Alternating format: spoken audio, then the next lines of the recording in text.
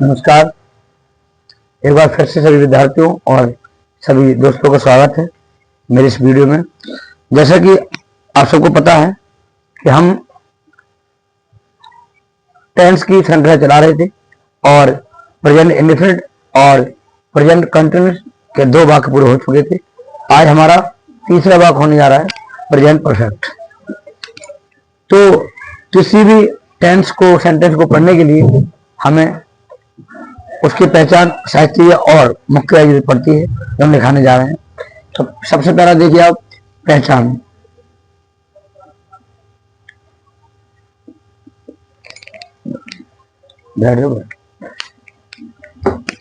जिन वाक्यों के अंत में चुका है, चुकी है, चुका है, चुकी है, चुके हैं, चुका हूं आदि शब्द आते हैं। खड़के बोलने से और रोजना भाई। तो जिन वाक्यों के अंत में चुका है, चुकी है, चुके हैं, चुका हूं आदि शब्द वाक्यों अंत में आते हैं, ये इसकी पहचान है। नंबर 2 सहायक क्रिया है।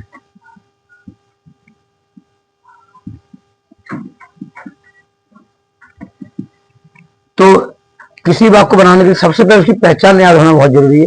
अगर आपको पता होगा कि हमारी जो पहचान है चुका है, चुकी है, चुके हैं, चुका है, ये आता है, तो आप पहचान लोगे ये बात प्रेजेंट परफेक्ट का है और फिर आप उस वाक्य रूल लगाओगे। जैसे कि सहायक क्रिया, सहायक क्रिया क्या होती है? एक वचन कर्ता के साथ क्या लगता है? हैज। बहुवचन कर्ता के साथ हैव। ये आपकी अब आपने सबसे पहले आपको बाक पता होना चाहिए कि बाक है किसका? प्रेजेंट परफेक्ट का। अरे चुका है, ओके। फिर इसमें ना होगा एक वचन है, बहुवचन तो है। और तीसरा रूल है इसका मुख्य क्रिया की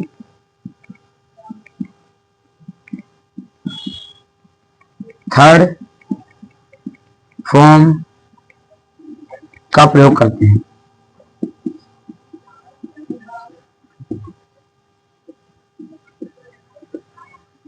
तो बस टेंस के बहुत ही बेसिक से रूल है, बहुत कम भाषा में लिख दी हमने। इतना आपको याद हो और प्रेजेंट परफेक्ट का अगर भाग खा जाए तो आप आसानी से बना लोगे। अब देखते हैं कि थर्ड फॉर्म या फर्स्ट फॉर्म में सेकंड फॉर्म क्या होती है, ये थोड़ा देख लो। तो देखिएगा, जैसे गोमानी जाना होता है और बैंड मानी भी जाना होता है और गौंड मानी भी जाना होता है। इसको बोलते फर्स्ट फॉर्म, इसको बोलते सेकंड फॉर्म, इसको बोलते थर्ड। तो अंग्रेजी में 3 फर्स्ट सेकंड थर्ड बोला जाता है। मीन अर्थात मीनिंग तीनों की एक ही होती है बट उनके रूप अलग अलग होते हैं। जैसे अगले देखो, सिंगवानी क्या होता है? गाना। सेकंड फॉर्म क्या होती है? सेन। और थर्ड होती है सॉन्ग। ये मैं एक भी यहाँ पे इसलिए ले रहा हूं जिससे कि आपको ये पता चले थर्ड फॉर्म होती क्या है। एक और देखो लास्ट,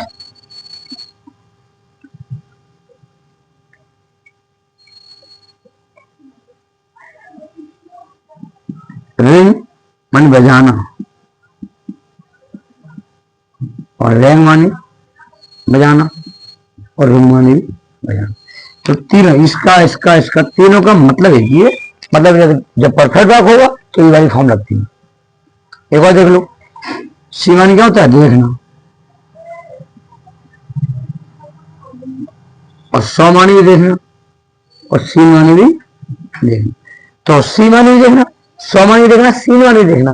बट अगर वाक्य प्रेजेंट परफेक्ट का होगा तो आप सी नहीं लगाओगे। ये वाली वाक्य का प्रयोग होता है, यानी वाक्य में इन थर्ड फॉर्म का प्रयोग होता है। तो उम्मीद करता हूं आपके दिमाग में क्लियर हो गया होगा कि कौन से वाक्य में क्या होता है। तो अब मैं इसको मिटा देता हूँ ना, ये मैंने केवल इसको दिखाया कि आपको पहचान हो जाएगी थर्ड फॉर्म है, सेकंड फॉर्म, फर्स्ट फॉर्म क्या होती है। चलिए अब मैं आपको बताने जा रहा हूं कि जब किसी का भी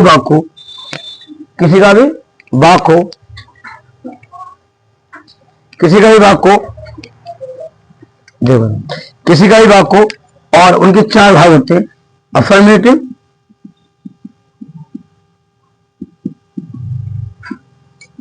निगेटिव, सभी का मतलब ध्यान सुनो, अफर्मेटिव, निगेटिव, तीसरा होता है सिंगल इंटरोगेटिव,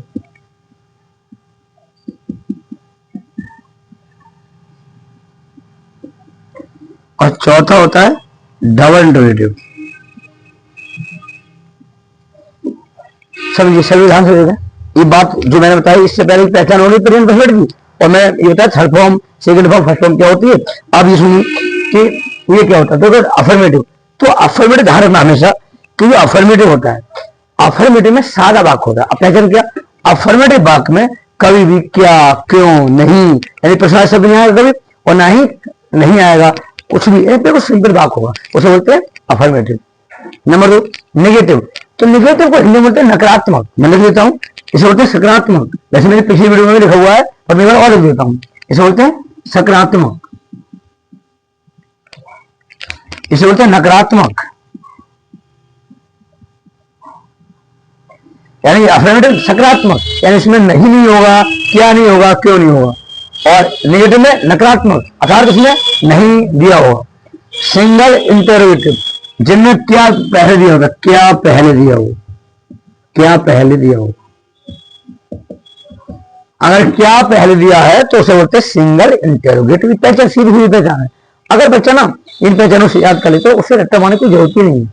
अगर जो डबल इंटरोगेटिव, तो बड़ा जब प्रश्नवाची शब्द बीच में दिया हो,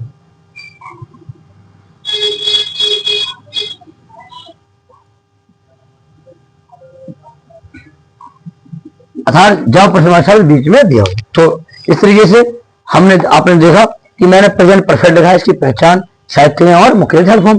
और मैंने इससे पहले बताया थर्ड फॉर्म क्या होती है, सेकंड फॉर्म क्या होती है, और अब मैंने आपको बता दिया कि अफर्मेटिव क्या होता है, नेगेटिव क्या होता है, और सिंगल इंटरोगेटिव क्या होता है, और डबल इंटरोगेटिव क्या होता है। अब प्रश्नवाची शब्द क्या होता है आप जानते होंगे, क्या, क्यों, कहां, कैसे। कि अब आप लोग इसको अच्छे से याद करें, जिससे कि जो मैं अगला कार्य कराऊंगा और टेंस कराऊंगा वो और बन करूँ।